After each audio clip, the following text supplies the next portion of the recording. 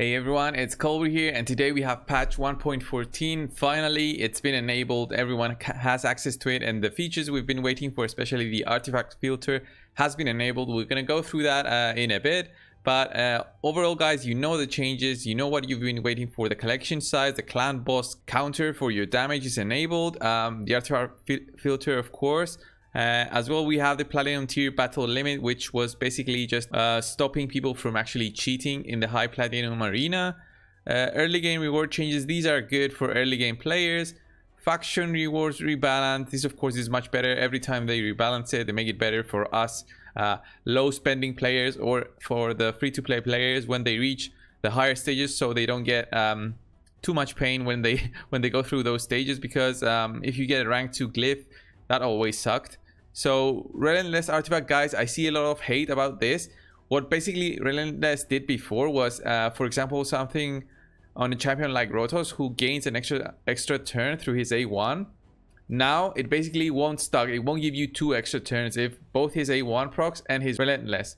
So now he will just get 1 extra turn. So once that turn finishes and he doesn't proc it again, then the next guy will go for their turn. So I do think it's a good change. It doesn't make it so much snowbally with Rotos, but it did make some fun setups with Rotos and other champions that gain extra turns through their skills and also through Relentless.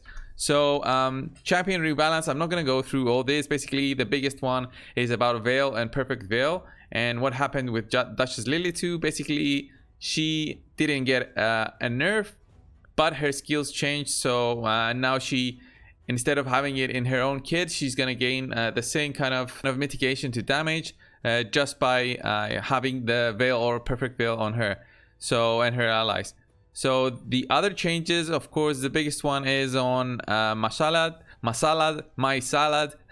Yeah, this is the one that's always been talked about by everyone who has it. This is the best change we had in this patch in terms of champion reworking.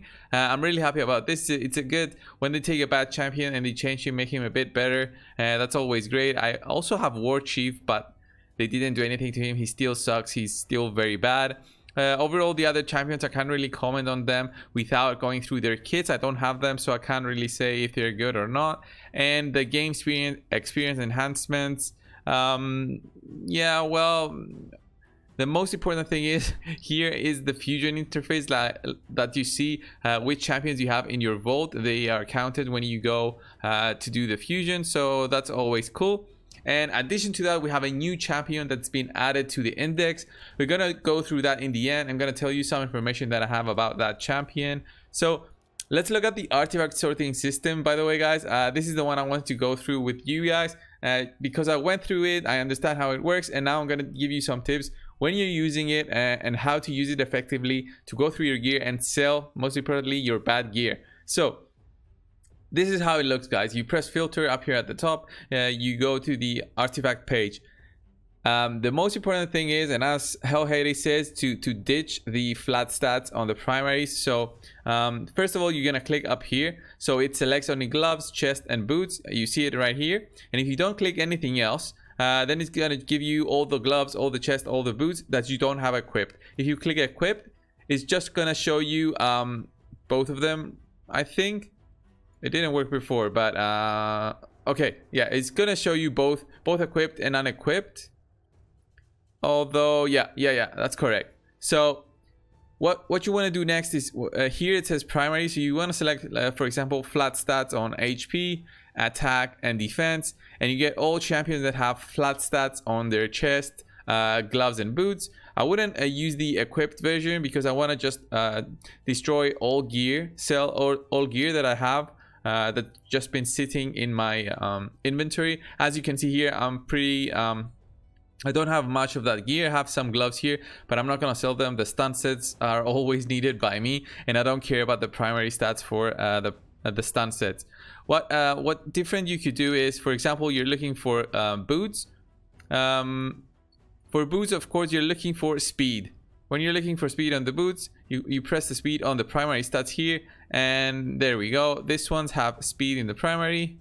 It's very basic. And if you want to search for speed in the substat, for example, you press speed here, but you need to uncheck the primary in the beginning. So you need to go and use this filtering system for a bit before you get used to it, because it's not that intuitive. It takes a bit getting used to. So substats here, I have boots with speed. There we go. What else do we need from boots? Critical rate, and also from boots I'm looking for defense percentage boots. Do I have any? Of course I don't, because I'm very unlucky. This is the only piece of speed boots I have. Defense with speed. Yeah, the critical damage legendary boots. I mean, it's the worst set that you can possibly have, because usually for critical damage you don't want defense percentage unless it's something like a Razin, but that's very rare to want this kind of set. So you would go for lifesteal and speed.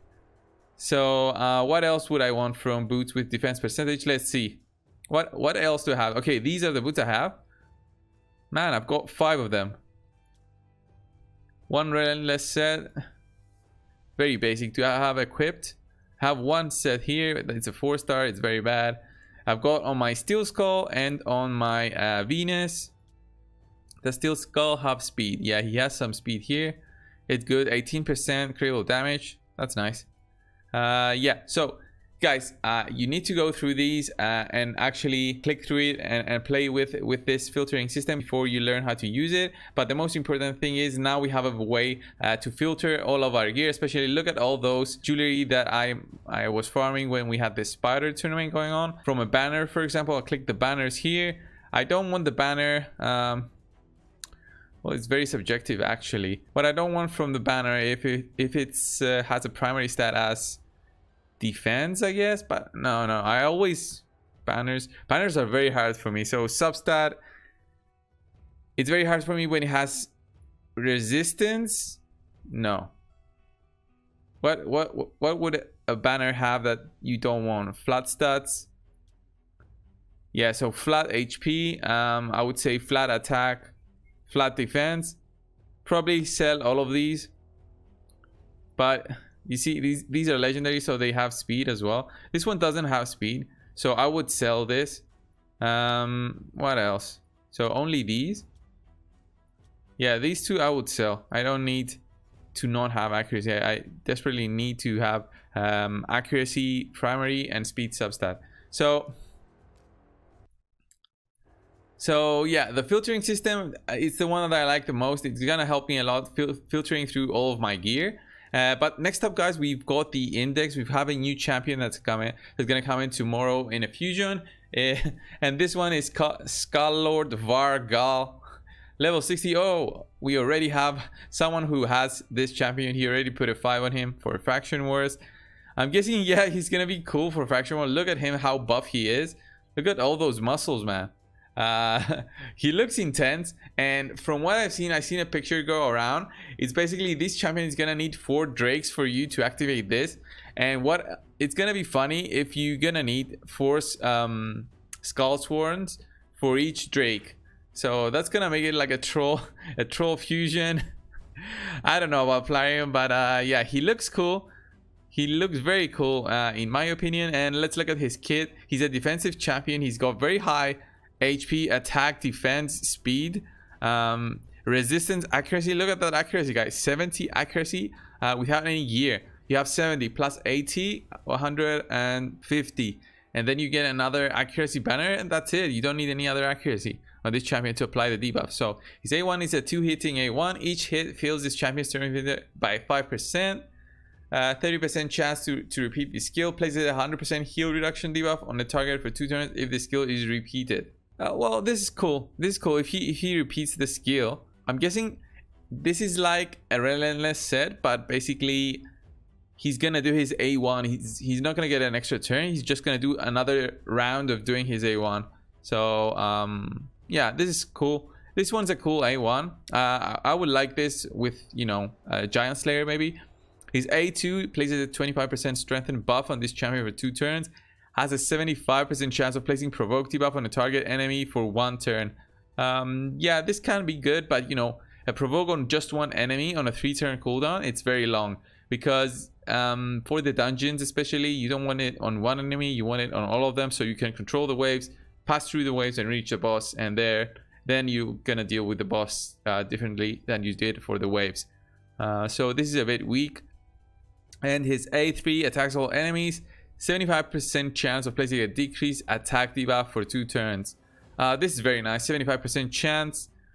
Of course, this is very good for a champion. It's gonna be a legendary. It's possibly gonna be a very easy fusion for us to do. Of course, it's gonna need lots of potions, but we'll see definitely tomorrow if the leaked information we have so far is true. So Abyssal Clutch attacks all enemies, 75% chance of placing decreased attack debuff. It's a 5-turn cooldown, 4 with lots of books, and because this is a legendary, I wouldn't spend my books on him. I would wait for something better. It's better to use it on Razin, for example, than this guy. So yeah, this is okay. It's okay for a basic legendary to have if you can do the fusion, and he's gonna help you through the content in the game.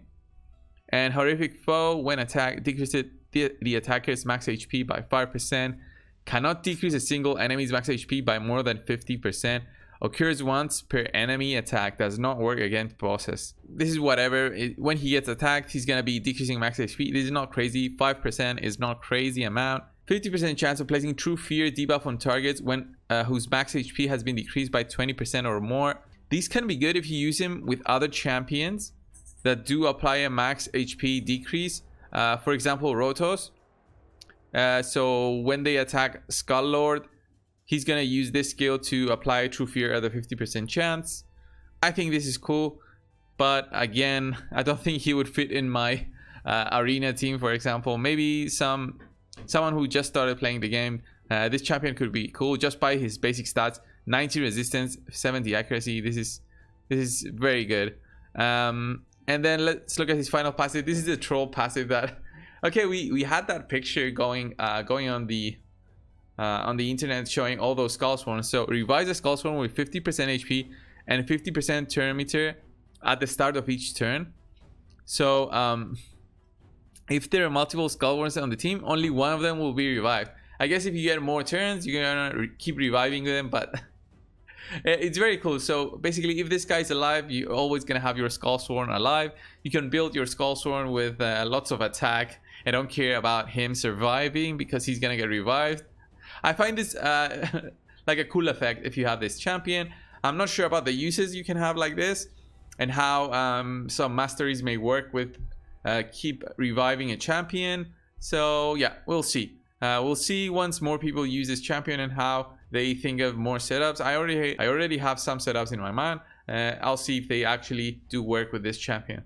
So yeah, this was the video, guys. I really want to see how the fusion is gonna be tomorrow. What do you guys think about the new champion that's gonna come tomorrow? The best things, of course, with this patch was the damage counter. It makes life so much easier now controlling your damage, so you don't pass that that mark in the clan boss. The filtering system, as always, helps to sell the bad gear much faster. And you know, okay, a fusion is a fusion. The other changes, I mean, yeah, we did get some extra space, but it's gonna cost me so much silver. I already gained 30 more spaces. If I want to gain more, this is gonna increase. I think the total price is gonna be about 30 million. It's not bad, but they should have just made it cheaper. Made it half, maybe 15 million. That would be okay. Thanks a lot, guys, for watching. Of course, subscribe if you haven't already, and I'll see you in the next one. See you guys.